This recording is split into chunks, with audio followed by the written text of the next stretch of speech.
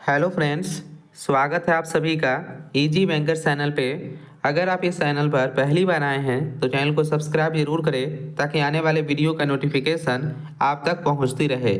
इस वीडियो में हम लोग डिस्कस करेंगे जो भी स्टूडेंट्स बिहार के गवर्नमेंट इंजीनियरिंग कॉलेज से एमटेक करना चाहते हैं उनके लिए वीडियो इम्पोर्टेंट होगा, क्योंकि हम लोग इस वीडियो में डिस्कस करेंगे कि बिहार में जो आपका एमटेक कॉलेज में एडमिशन होता है गवर्नमेंट इंजीनियरिंग कॉलेज में, उसके लिए क्या प्रोसेस है। क्या जो गेट क्वालिफाइड होते हैं वही सिर्फ एडमिशन लेंगे या विथआउट गेट वाले स्टूडेंट को भी मौका दिया जाता है, वह हम लोग डिस्कस करेंगे। ठीक है, सिलेक्शन प्रोसेस क्या रहने वाली है 2026 में बिहार एमटेक में, वह हम लोग डिस्कस करेंगे। काउंसलिंग फ़ी कितना लगेगी, एडमिशन फ़ी कितना लगेगी, कंप्लीट डिटेल्स हम लोग डिस्कस करेंगे। अगर आप इंटरेस्टेड है एमटेक करने के लिए बिहार के गवर्नमेंट इंजीनियरिंग कॉलेज से, तो आपके लिए वीडियो बहुत इंपॉर्टेंट होगी। सबसे इम्पोर्टेंट चीज़ कि स्टूडेंट के द्वारा कमेंट भी किया जाता है कि सर जो बिहार में जो एमटेक में एडमिशन्स होता है, क्या इसके लिए कोई स्पेशल एग्जामिनेशंस भी कंडक्ट किया जाता है कि नहीं, वह भी हम लोग डिस्कस कर लेंगे। ठीक है, क्योंकि बिहार सरकार के द्वारा एग्जामिनेशंस लिया जाता है या नहीं एमटेक के लिए, तो आप लास्ट तक जरूर देखें, तभी आपका सारा डाउट आपका क्लियर होगा। तो यहाँ पे हम लोग स्टार्ट करते हैं कि अगर आप बिहार से एमटेक करना चाहते हैं गवर्नमेंट इंजीनियरिंग कॉलेज से, तो इससे पहले हम आपको बतला दें कि कौन कौन से इंजीनियरिंग कॉलेज में आपका एमटेक का एडमिशन्स होता है। ठीक है, तो यहाँ पे हम लोग डिस्कस करें, अगर आप MIT मुजफ्फरपुर से एमटेक करना चाहते हैं, वहाँ भी एमटेक का कोर्स अवेलेबल है। BC Bhagalpur college of engineering, government engineering college Vaishali, इससे भी आप एमटेक कर सकते हैं। गया इंजीनियरिंग कॉलेज से भी आप एमटेक कर सकते हैं। Katihar engineering college, west Champaran engineering college, Supaul engineering college. ठीक है, ये जितना भी कॉलेज का नाम है, ये सारा कॉलेज से आप बिहार में एमटेक कर सकते हैं। दरभंगा में भी है, NC चंडी में भी है, अररिया इंजीनियरिंग कॉलेज में भी है आपका, Bihar remote sensing application centre Patna, इसमें भी आपका एमटेक का कोर्स अवेलेबल है। ठीक है, यह आपका इंजीनियरिंग कॉलेज का नाम है जहाँ पे आपका एमटेक कोर्स अवेलेबल है। ठीक है, तो यहाँ पे हम लोग नेक्स्ट चीज़ देखते हैं। यहाँ पे आरक्षण जो आपका मिलता है वह भी आपको पता ही होगा। सबसे इम्पोर्टेंट चीज़ कि इसके लिए आपका एलिजिबिलिटी क्राइटेरिया क्या रखा गया है, मतलब शैक्षणिक योग्यता क्या है। तो आपके पास क्या होना चाहिए, पास बैचलर डिग्री और equivalent in the relevant field. आप जिस फील्ड में आप एमटेक करना चाहते हैं उसी फील्ड में आपका बैचलर डिग्री होना चाहिए। यह चीज़ इसमें मेंशन है कि आपके पास कम से कम 50% मार्क्स होना चाहिए।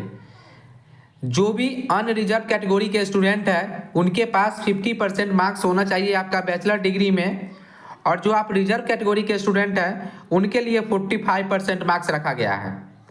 ठीक है, अगर आप रिजर्व कैटेगरी से हैं तो आपके पास 45% मार्क्स होना चाहिए बैचलर डिग्री में, और जो आप अनरिजर्व वाले हैं, जनरल कैटेगरी वाले हैं, उनके लिए 50% मार्क्स होना चाहिए। एमटेक के लिए आपका कोई भी आयु सीमा निर्धारित नहीं है, आपका एज कितना भी हो आप इस फॉर्म अप्लाई कर सकते हैं और आप बिहार से एमटेक कर सकते हैं।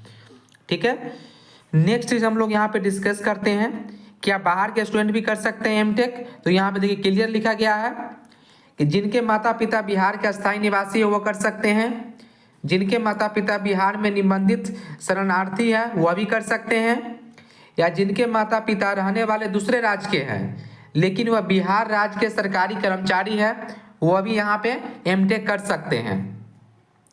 जिनके माता पिता पुनर्गठन के पूर्व बिहार सरकार के वैसे कर्मचारी है जिनके संवर्ग का विभाजन अभी नहीं हुआ है और जिनका पद बिहार झारखंड राज्य में भी अभी भी स्थानांतरित किए हैं, वह भी यहाँ से एमटेक कर सकते हैं।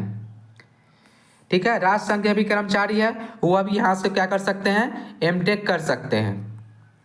तो यहाँ पे सबसे इम्पोर्टेंट चीज़ है कि यहाँ पे सिलेक्शन प्रोसेस क्या होती है बिहार में एमटेक से रिलेटेड। ठीक है, और एक चीज़ हम आपको पहले क्लियर कर दें कि बिहार में अगर आपको एमटेक करना है तो आपके लिए कोई भी स्पेशल एग्जाम कंडक्ट नहीं होती है, डायरेक्ट आपका एडमिशन से लिया जाता है। ठीक है, तो उसका आपका चयन प्रक्रिया क्या है वो हम लोग यहाँ पे डिस्कस करते हैं। यहाँ पे हम लोग डिस्कस करें कि आपका चयन का प्रक्रिया के बारे में, कि सबसे इम्पोर्टेंट तो यही है कि कैसे आपका सिलेक्शन होगा। फर्स्ट पॉइंट कि यहाँ पे जो नामांकन किया जाता है इसमें आपका 2 फेज में काउंसलिंग के आधार पर की जाएगी। 2 फेज में आपका काउंसलिंग लिया जाता है। तो फर्स्ट फेज में किसका लिया जाता है वो हम लोग देख लेते हैं। पहले फेज में काउंसलिंग हेतु जो अभ्यर्थी गेट क्वालिफाइड है और जिन्होंने निर्धारित कुल प्रतिष्ठा के साथ वांछित विषयों में BE/BTech उत्तीर्ण कर लिया है, उनका वैलिड गेट स्कोर के अनुसार कोटिवार मेधा सूची बनाई जाएगी और इसी मेधा सूची क्रम में अभ्यर्थियों की चयन प्रक्रिया पूरी की जाएगी। बिहार में आपका 2 फेज में आपका जो है आपका सिलेक्शन करवाया जाता है। जो फर्स्ट फेज होता है उसमें गेट क्वालिफाइड वाले स्टूडेंट को लिया जाता है कि जो गेट क्वालिफाइड होंगे उनको पहले काउंसलिंग के लिए बुलाया जाता है और गेट क्वालिफाइड के काउंसलिंग होने के बाद जो भी सीट वैकेंट बच जाती है उसके लिए विथआउट गेट वाले को मौका मिलता है। कहने का मतलब अगर आप गेट क्वालिफाइड है फिर भी बिहार से एमटेक कर सकते हैं, अगर आप गेट क्वालिफाइड नहीं है फिर भी बिहार से एमटेक कर सकते हैं गवर्नमेंट इंजीनियरिंग कॉलेज से। तो फर्स्ट फेज में आपका गेट क्वालिफाइड वाले को लिया जाएगा और सेकेंड फेज में किसको लिया जाता है, जो विथआउट गेट होते हैं, जो BE/BTech के मार्क्स पे उनको लिया जाएगा। तो आपको मन में यह चलेगा कि सर जो गेट क्वालिफाइड वाले हैं सीट तो उसी से फिल हो जाएगा, तो ऐसा नहीं है, क्योंकि हम पिछले 6 वर्षों से कंटिन्यू बिहार एमटेक कॉलेज के लिए वीडियो भाई बना रहे हैं और सारे स्टूडेंट को गाइड भी करते हैं। आपको क्लियर अभी कर देते हैं कि जो आपका एडमिशन्स होता है बिहार एमटेक में, जिसमें गेट के एडमिशन्स के बाद कि जो गेट क्वालिफाइड वाले स्टूडेंट होते हैं उनका एडमिशन्स लेने के बाद 60 से 70% सीट वैकेंट रह जाती है जो विथआउट गेट वाले एडमिशन्स लेते हैं। कहने का मतलब आपके पास गेट क्वालिफाइड नहीं है फिर भी आपके लिए अच्छा खासा सीट रहता है, आप एडमिशन्स ले सकते हैं। ठीक है।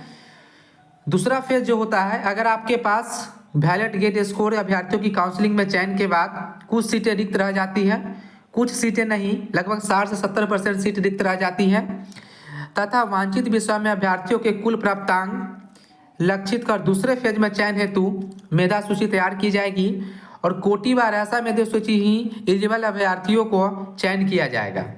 ठीक है। अगर अभ्यर्थी के पास वैलिड गेट स्कोर नहीं है तो वो अपना आवेदन BE/BTech के प्राप्तांक के आधार पर ही करे। तो यहाँ पे क्लियर ही मेंशन कर दिया जाता है नोटिफिकेशन में ही कि अगर आपके पास वैलिड गेट स्कोर नहीं है, मतलब आप गेट क्वालिफाइड नहीं है, तो आप BE/BTech के अनुसार ही फॉर्म फिलअप करें, क्योंकि उसके अनुसार ही आपका मेधा सूची तैयार किया जाएगा। ठीक है। इस चयन प्रक्रिया में BCC परिषद जो भी निर्णय लेगा उसके माध्यम से वह सम्मान होगा, क्योंकि इसका जो एडमिशन्स होता है बिहार एमटेक में यह आपका BCC के माध्यम से होता है। कोई भी एग्जामिनेशन कंडक्ट नहीं होता है, डायरेक्ट आपका एडमिशन्स मिलता है, चाहे आप गेट क्वालिफाइड हो या आप विथआउट गेट वाले स्टूडेंट्स हो, डायरेक्ट एडमिशन्स। ठीक है। इसके लिए कोई भी आपका एग्जामिनेशन कंडक्ट नहीं होता है। ठीक है। तो इसके बाद अगर आपको सीट्स जानना है कि जो आप कैटेगरी से जो भी ब्रांच से आप एमटेक करना चाहते हैं तो उस कैटेगरी का सीट आपका कौन कौन से इंजीनियरिंग कॉलेज में है, तो उसके लिए भी हम लोग स्पेशल वीडियो लेकर आएंगे। अगर आप कमेंट करेंगे तो उससे रिलेटेड हम वीडियो बनाएंगे कि आपका सीट कितना है बिहार एमटेक में, किस कॉलेज में कुल कितना सीटें हैं। ठीक है। काउंसलिंग फ़ी की हम लोग बात कर ले तो कुल आपका 2200 रुपये आपका काउंसलिंग फ़ी लगने वाली है। ठीक है। और ये आपका नॉन रिफंडेबल होता है। अगर आपका एडमिशन हुआ फिर भी ठीक है, अगर आपका एडमिशन नहीं हुआ फिर भी आपका फ़ी आपका रिफंड नहीं किया जाएगा। और इसमें सबसे अच्छी चीज़ यह है कि इसमें कोई भी रिजर्वेशन नहीं है, मतलब कोई भी कैटेगरी का जो है आपका फीस जो है आपका इसमें कंसेशन नहीं दिया गया है। हर एक कैटेगरी के स्टूडेंट हो, चाहे वो आपका जनरल कैटेगरी के हो, EWS हो, BC, EBC, SC हो, ST हो, DQ हो, सारे स्टूडेंट के लिए सेम फी रखा गया है, काउंसलिंग फी 2200 रुपया। ठीक है। अगर आपको मान लीजिए कि आपका सिलेक्शन हो गया इसमें बिहार एमटेक में, तो आपका जो प्रतिवर्ष जो आपका पैसा इसको देना पड़ेगा आपको कॉलेज को नामांकन के समय, कि जो आपका एडमिशन फ़ी होने वाली है वह आपका 22,230 रुपया होने वाली है। 22,230 रुपया आपका यह नामांकन फ़ी है। ठीक है। एडमिशन का टाइम आपको लगेगा जिस समय आपका सिलेक्शन हो जाएगा बिहार एमटेक कॉलेज में, उसके बाद जिस समय आप एडमिशन्स के लिए जाइएगा तो फर्स्ट ईयर का पेमेंट आपको ले लिया जाएगा 22,230 रुपया। ठीक है। इसका एप्लीकेशन फॉर्म कब से स्टार्ट होगा, इससे रिलेटेड हम न्यू वीडियो लेकर आएंगे। ये आपका फुल डिटेल्स है। अगर आप इंटरेस्टेड है बिहार एमटेक से रिलेटेड तो यहाँ पे आप एडमिशन ले सकते हैं बिहार के एमटेक कॉलेजों में, इंजीनियरिंग कॉलेजों में एमटेक के लिए। ठीक है। अगर आपको कोई भी डाउट है बिहार एमटेक एडमिशंस 2026 से रिलेटेड तो आप कमेंट करके पूछ सकते हैं। अगर यह वीडियो आपको अच्छा लगे तो चैनल को सब्सक्राइब जरूर करें। Thank you for watching.